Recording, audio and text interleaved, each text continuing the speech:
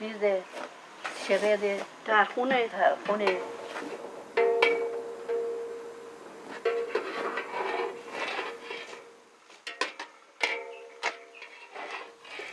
حالا آب ریختیم توش، بذاریم بپزه گوشتی.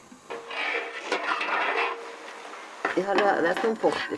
حالا من میخوام الان بریزم گوشتو دو عدسه.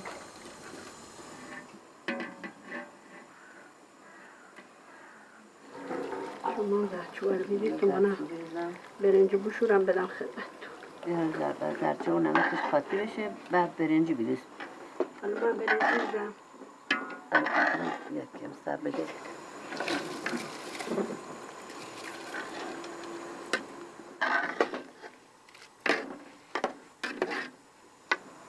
تنده گوشتو تند بود. تند بود؟ یکم. حال باید حال روغن. روغنم بریزم. شما روغن. این روغن.